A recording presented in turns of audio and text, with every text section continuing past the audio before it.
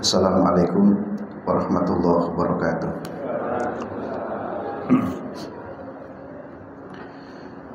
Alhamdulillah, wassalli ala rasulillah Muhammad ibn Abdillah, la haula wa la quwata illa billah, amma ba'du.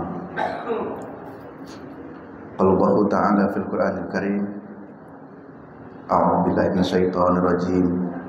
Ya ayyuhalladzina amanu ittaqullaha haqqa tuqatih wa la tamutunna illa wa antum muslimun. Wa qala sallallahu alaihi wasallam, fa inna asdaqal haditsi kitabullah wa inna afdalal huda hudan nabiy sallallahu alaihi wasallam wa syarrul umuri muhdatsatuha wa kullu muhdatsatin bid'ah wa kullu bid'atin dhalalah wa kullu dhalalatin finnar. Bapak Ibu jemaah sekalian, rahmat Allah Subhanahu wa taala. Alhamdulillahirabbil. Pada kesempatan malam hari ini kita melanjutkan kembali kajian HPT, Himpunan Putusan Tarjih Muhammadiyah. Pertemuan yang lalu kita sudah membahas tentang najis ya. Jadi apa saja yang termasuk kategori najis. Di antaranya kemarin disebutkan yang termasuk kategori najis itu adalah darah haid. Darah haid itu najis.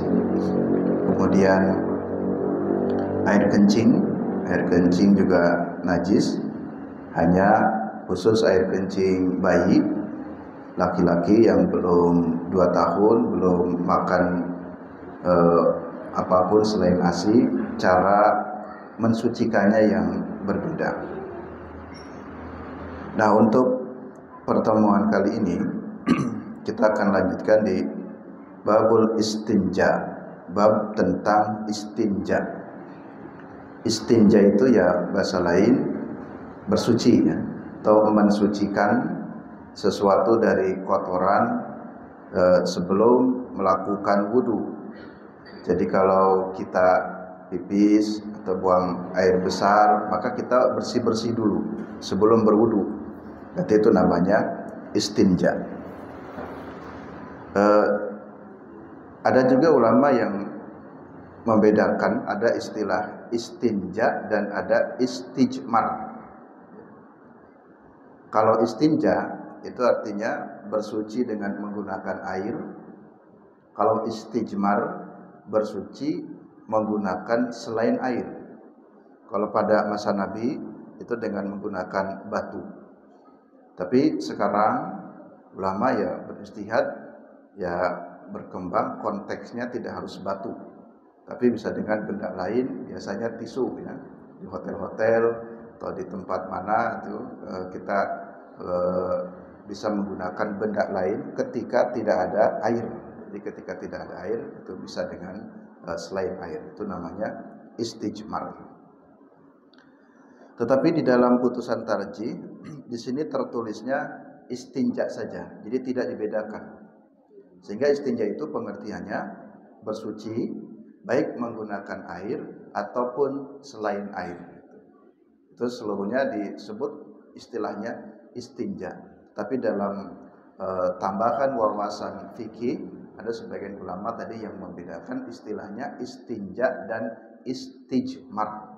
Istinja dengan air, istijmar selain air. Urutannya yang pertama, wastanji bil ma'i. Beristinjalah dengan menggunakan air. Sini maknanya, selama kita masih bisa menemukan air, maka beristinja itu ya dengan air ya. Kecuali kalau sudah tidak ada air atau dalam kondisi tertentu kita kesulitan mendapatkan air, nanti bolehlah dengan selain air. Tapi yang pertama dianjurkan oleh tuntunan tarjih di sini, wastanji bil ma'i, beristinjalah dengan menggunakan air.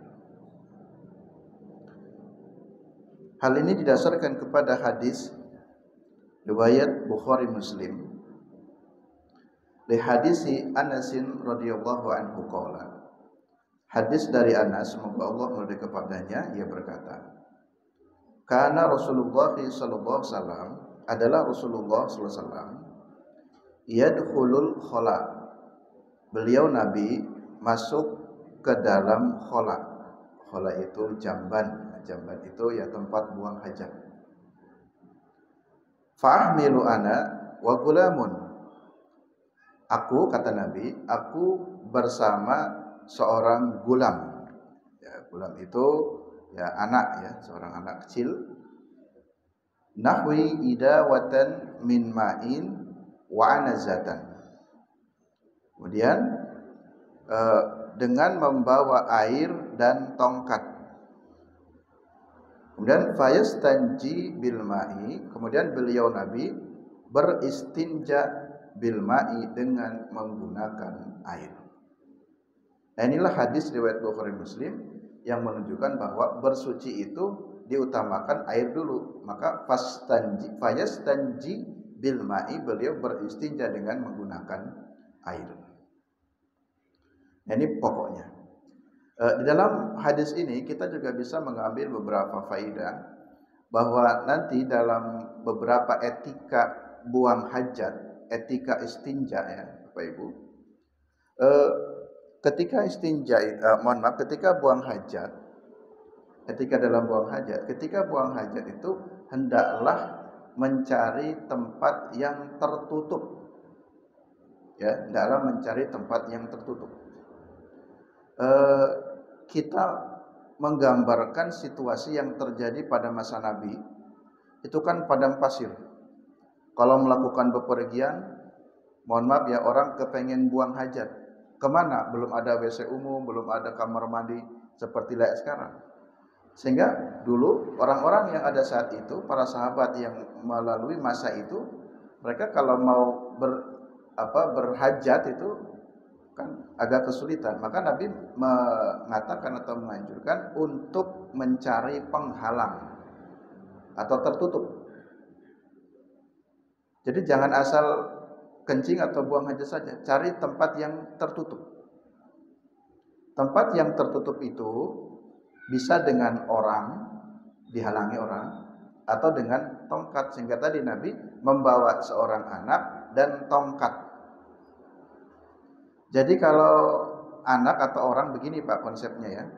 Ini mohon maaf ya, Bapak melakukan rihlah perjalanan. Kalau dulu ya umpamanya, dulu saya juga pernah ngalami ya, kalau bareng-bareng rombongan di bis itu mau ke Jakarta, lalu di antara penumpang itu sudah pada kebelet pipis.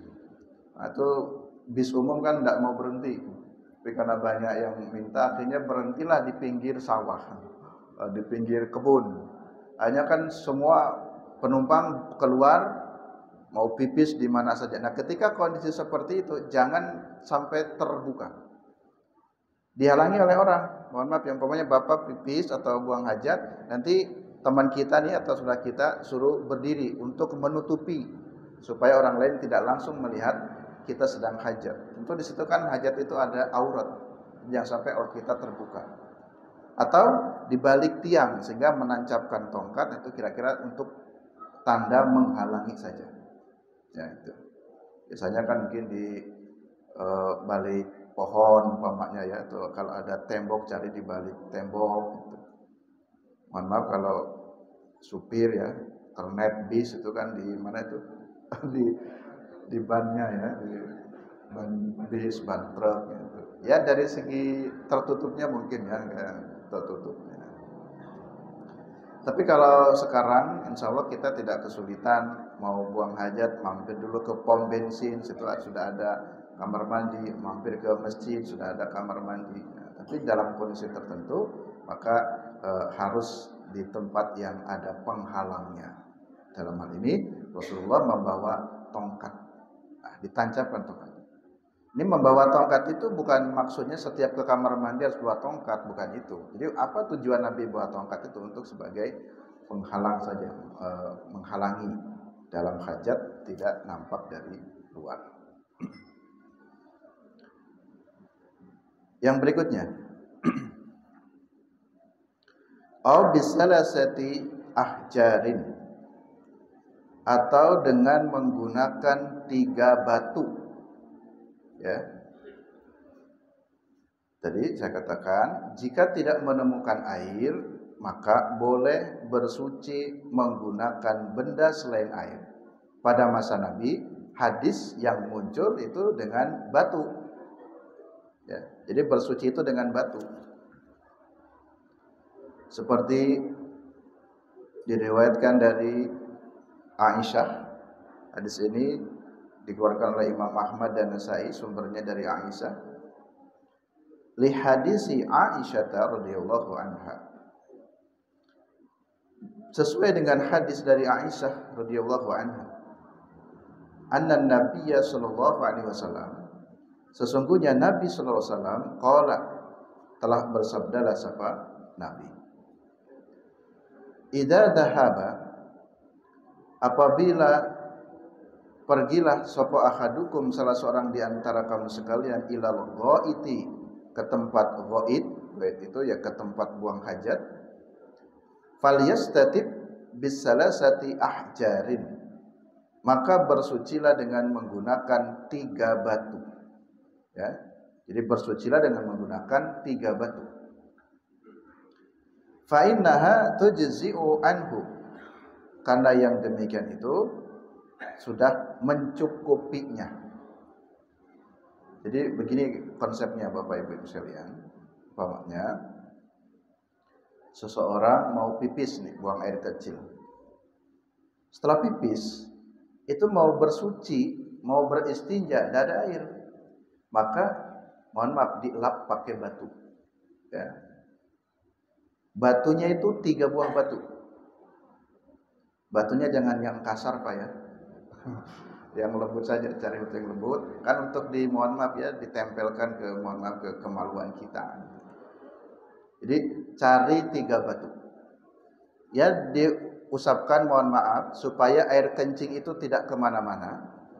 Lalu setelah diusap oleh batu dengan 3 batu, kemudian Bapak mau sholat, itu sudah dianggap cukup atau sholatnya sah. Karena sudah hilang air najisnya. Itu maksudnya. Ya. Jadi kan sebelum berwudu menghilangkan najis dulu. Mungkin muncul pertanyaan, apakah harus dengan batu? Bagaimana kalau selain batu? Kalau menurut hadis memang pakai batu. Tapi kalau dibaca dari historisnya, kenapa Nabi pakai batu? Karena memang zamannya, kondisi yang praktis, yang mudah dijumpai oleh siapapun pada konteks saat itu, ya batu. Jadi bepergian di padang pasir, pergi kemana, ingin buang hajat, bersucinya yang paling mudah didapati ya batu. Sehingga Nabi anjurkan pakai batu. Gitu. Jadi hadis ini jangan dipahami tekstual, batu itu menjadi syarat jika tidak ada air. Jadi urutannya kalau tidak ada air, pakai batu. Jadi batu posisinya sebagai pengganti air. Karena batu itu yang mudah didapati pada masa itu. Tapi jika ada benda selain batu, asalkan benda itu kategorinya suci, bukan kategori najis, boleh menggunakan selain batu. Saya kira mungkin Bapak yang sering ya pernah pengalaman, kalau Ibu saya tidak tahu ya. Karena pelajaran ini kan sejak pelajaran kecil ya. Saya juga ingat waktu dulu sekolah masih SD, karena sudah diajari di madrasah diniyah, kamu bersuci nggak ada air, pakai selain air. Nah biasanya anak-anak SD tuh nanti pergi ke kebun ya belakang sekolah itu, nanti pipis, nah nanti mohon maaf ya, bersucinya biasanya metik daun gitu ya, metik daun itu boleh saja. Jadi selain air. Saya yang pernah ya pakai petik daun karena nyari batu juga susah. Jadi pas ada daun yang mudah itu pakailah daun. Waktu itu belum kepikiran tisu ya, atau mungkin pada masanya memang tisu belum terlalu familiar. Tapi kalau sekarang bisa menggunakan tisu ya. Tisu pun sekarang beragam, Pak. Ada tisu yang basah itu kan lebih mudah basah lalu kemudian kering gitu. Jadi boleh saja. Tidak harus batu. Jadi batu itu bukan syarat ya. Tapi kondisi saat itu yang mudah adalah batu. Sebagian hotel-hotel malah kalau buang hajat itu disiapkannya tisu ya. Disiapkannya tisu. Jadi kalau tidak terbiasa itu nggak nyaman ya. Nggak enak itu pakai tisu itu. Kita biasa pakai air ya. Apalagi orang kampung ya. Orang kampung itu seperti pas saya di Jawa Barat kan banyak air ya. Jadi air itu ngalir saja dari kolam, dari sungai. Jadi nggak pernah dimatikan ya, di air itu. Nah sehingga orang kampung pergi ke kota pakai keran menyala dibiarkan karena biasa di kampung. Nah, di orang kota suruh matikan. Tempat saya nggak pernah dimatikan di kampung. Ya. Jadi kalau terbiasa dengan air memang diganti dengan tisu atau selain air itu kurang nyaman. Tapi jika dalam kondisi tertentu darurat ya tidak apa-apa. Ini boleh secara syariat boleh.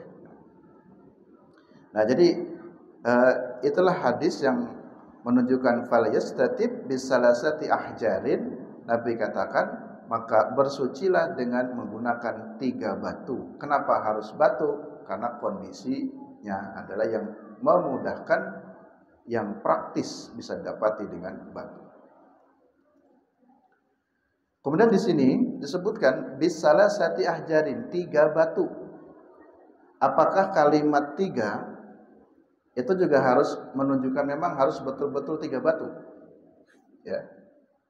Dulu ketika saya di kampung belajar kitab fikih itu dalam kitab Safinah dan beberapa fikih oleh guru disebutkan bisa 3 batu, bisa 1 batu tapi memiliki 3 sudut, begitu kata guru saya. Ya mohon maaf ya, dicontohkan ambil 1 batu. Kemudian untuk mengelap air kencing atau najis kira-kira yang ada di maluan kita, lalu batu yang sudah dielapkan itu dibuang, ambil lagi batu yang kedua sampai batu yang ketiga. Atau kalau tidak menemukan 3 batu, boleh saja 1 batu tapi memiliki 3 sudut gitu ya. Jadi tidak harus 3 batu. Dan di dalam fikih para ulama juga berpendapat memahami hadis ini bisalasati ahjar, 3 batu itu maknanya adalah minimal 3 batu.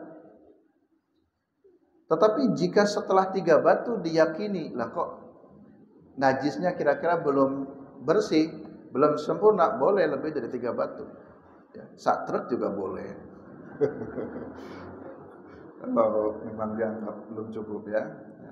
Tapi maknanya bukan begitu ya. Jadi sampai kita ini yakin bahwa air kencing atau najis itu sudah hilang dari kita. Di 3 itu diartikan atau dipahami oleh para ulama maknanya itu minimal 3 batu. Kalau pakai tisu, mohon maaf Bapak Ibu, saya praktekkan pakai tisu ya. Karena dalam kondisi tertentu pakai tisu, terus terang saya juga kadang pakai tisu ya kalau bepergian di kendaraan, saya repot nyari WC-nya, lalu kemudian pipis saya pakai air bisa pakai air botol aqua, tapi dilap lagi pakai tisu. Ini saya ingin beri contoh, mohon maaf. Kalau pakai tisu, kita ngelap air kencing pakai tisu. Di sini kan air kencing masih nempel. Nah, kalau nempel, ini jangan disaku. Kan nanti najisnya itu kena baju. Jadi ketika kita sholat itu, jadi saya biasanya cari plastik dulu, jadi tisunya mohon maaf yang sudah dilapkan itu masukkan ke plastik, nanti ambil lagi tisu lain, buang lagi ke plastik, sampai saya meyakini ini sudah bersih nih, air kencingnya sudah bersih. Jadi dengan beberapa tisu. Ya. Nah kemudian mohon maaf nih kalau pakai tisu. Kalau air kencing di tisu, ini kan tangan kita bisa nempel kan basah. Berarti kalau basah nih, walaupun ini di tangan kita kan ada najis, Nah, maka ini dicuci lagi, ya, cucilah pakai nanti air aqua umpamanya itu.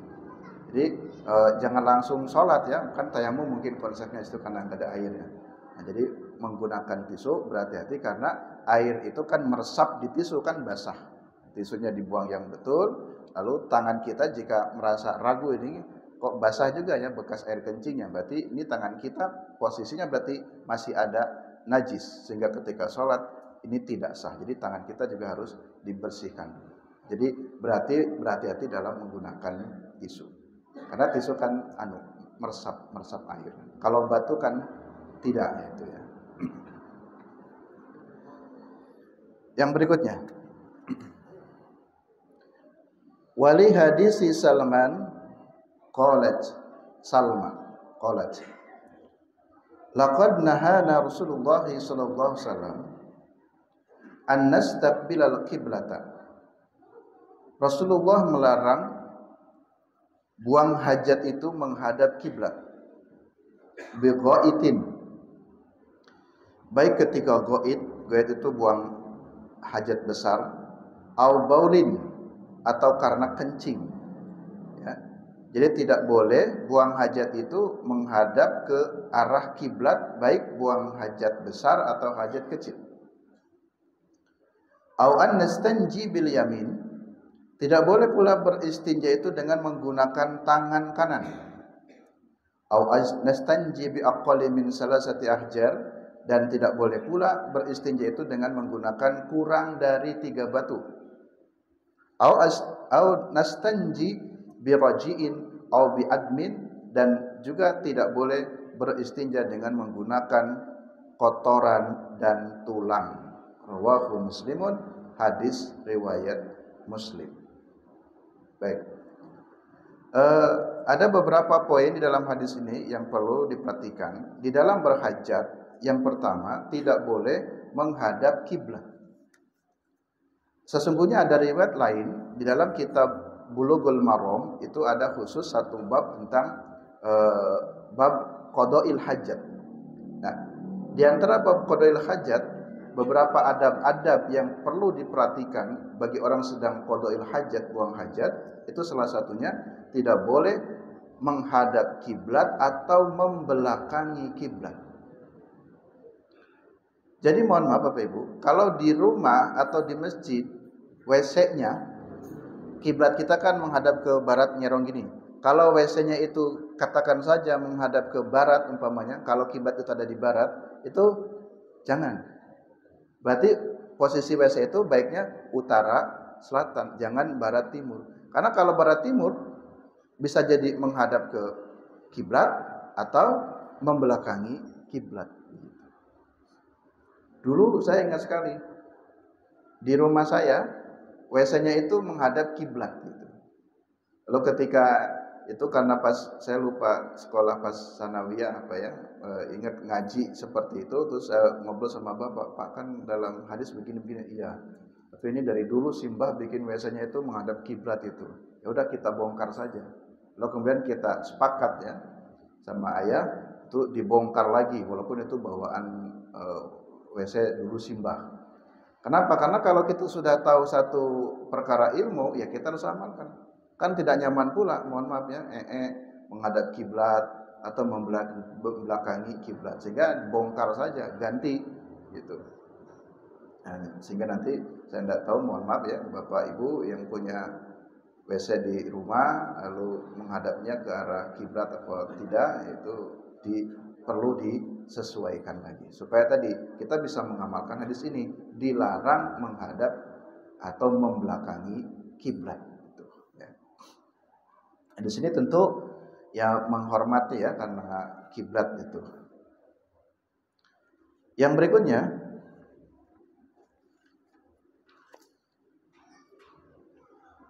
au nastanji bil yamin. Tidak boleh beristinja itu dengan menggunakan tangan kanan. Ya. Jadi cawi, mohon maaf, tidak boleh pakai tangan kanan. Karena nanti dikaitkan dengan beberapa hadis kesunahan Nabi, kalau makan, minum pakai tangan kanan, tapi nanti kalau istinja pakai tangan kiri. Jadi jangan beristinja dengan menggunakan kanan.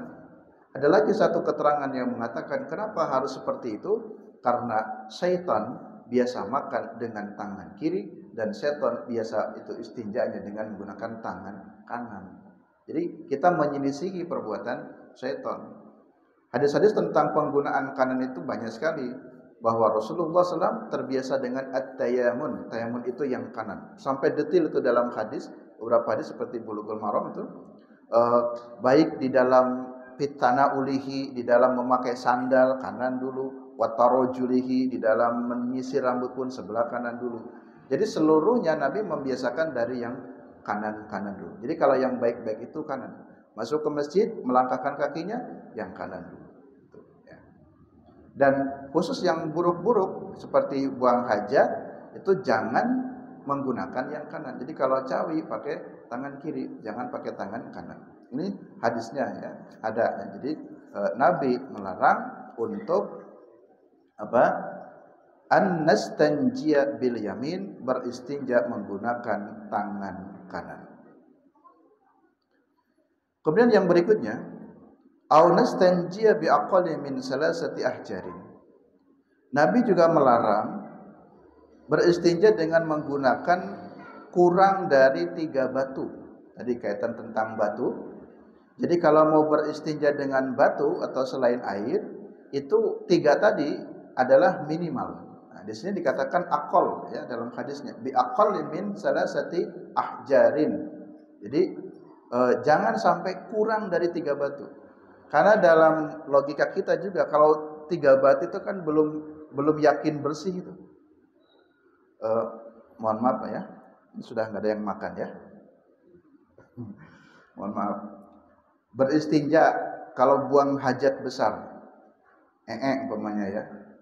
Kalau pas buang hajat besarnya lagi enak pulen kan dicuil, enak itu dalam fikih begitu. Kenapa pakai batu? Karena batu itu bendanya keras gitu. Benda keras itu kan bisa mengambil kotoran itu. Mungkin dengan 3 batu, oke. Tapi mohon maaf ya, kalau orang lagi mencret itu, kan sebut 3 batu, mohon maaf mungkin belum cukup. Jadi 3 batu itu tadi bukan syarat, itu minimal saja sampai diyakini bersih, dianggap najisnya sudah hilang, itu. Ya. Nah, jadi di sini minimalnya 3 batu, jangan kurang dari 3 batu, sehingga di sini kategori naha, dilarang. Nabi melarang bersuci itu jangan sampai kurang dari 3 batu. Kemudian yang berikutnya masih larangan, ini hadis riwayat Muslim.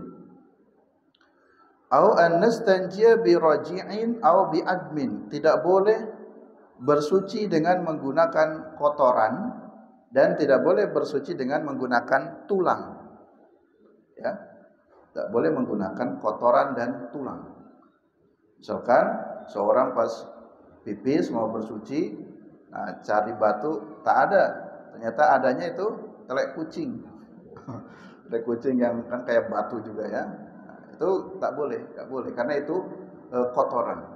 Atau menemukan ada tulang, itu juga enggak boleh. Ya. Jadi tulang. Kalau tulang itu bahasa Medannya apa ya? Paman ya. Paman. Itu katanya di Medan itu ada bayi lahir tanpa tulang. Bayi lahir tanpa tulang. Ya, ada ya? Ada, karena tulang itu artinya om. Jadi dilahirkan itu bayi tanpa ditemani oleh omnya. Muncul pertanyaan, kenapa Nabi melarang bersuci menggunakan kotoran dan tulang? Ya, biar jelas. Ya, saya bacakan lagi satu hadis. Wa hadisi Salman qala amarona, yakni an-Nabi sallallahu alaihi wasallam an naktafi biduni salasati ahjarin laisa fiha raji'un wala admun. Jadi ada lagi hadis, saya sedang ingin menjelaskan tentang tulang dan kotoran. Nabi juga memerintahkan supaya bersuci itu laisa fiha raji'un wala admun, tidak boleh bersuci dengan menggunakan kotoran atau tulang dan tulang. Kenapa tidak boleh dengan kotoran dan tulang? Pertama, kotoran itu kan sesuatu yang kotor. Tujuan bersuci itu ingin membersihkan, kok malah ditambah dengan yang kotor lagi. Kemarin kita sudah jelaskan, ada kotoran-kotoran binatang itu yang termasuk kategori najis. Jadi kalau kita tujuannya ingin membersihkan najis, lah kok dengan najis gitu. Sehingga tak boleh kita bersuci dengan menggunakan kotoran, ya. Lalu yang kedua, kenapa tak boleh menggunakan dengan tulang gitu. Nabi mengatakan biadmin, tulang, tak boleh bersuci dengan tulang. Karena ada satu riwayat, tidak disebutkan dalam HPT, tapi saya temukan di hadis lain, hadis riwayat Imam Tirmidzi. Rasulullah SAW mengatakan, la tastanju bi rausi walal idham, tidak boleh kalian bersuci dengan menggunakan kotoran dan tulang. Kenapa? Karena fa innahu zada ikhwanikum minal jinni, karena sesungguhnya yang demikian itu adalah menambah saudaramu dari minal jinni, dari jin. Jadi begini, beberapa keterangan tulang itu makanan jin dan setan. Setan juga kan makan, ya. Jadi makhluk Allah kan makan. Nah, makanannya jin atau makanannya setan itu makan tulang. Tulang-tulang itu makanannya jin dan setan. Karena itu makanan jin dan setan, kita tidak tahu di situ ada tulang bertebaran, malah kita ambil bersuci. Padahal itu adalah makanannya jin dan setan. Itu hadis riwayat Imam Tirmidzi. Bapak Ibu jemaah sekalian yang rahmati Allah Subhanahu wa taala, saya kira cukup untuk kajian kita pada kesempatan kali ini. Jelaskan tentang bab istinja, ada 3 poin di sini. Diperintahkan beristinja dengan air. Yang kedua, jika tidak ada air diperintahkan dengan 3 batu. Dan yang ketiga, dilarang beristinja menggunakan kotoran dan tulang. Bisa? Kurang berapa menit? Kurang 2 menit. Mari kita akhiri kajian kita pada kesempatan malam ini dengan bacaan doa kafaratul majlis. Subhanakallahumma wa bihamdika asyhadu an la ilaha illa anta astaghfiruka wa atubu ilaik. Assalamualaikum warahmatullahi wabarakatuh.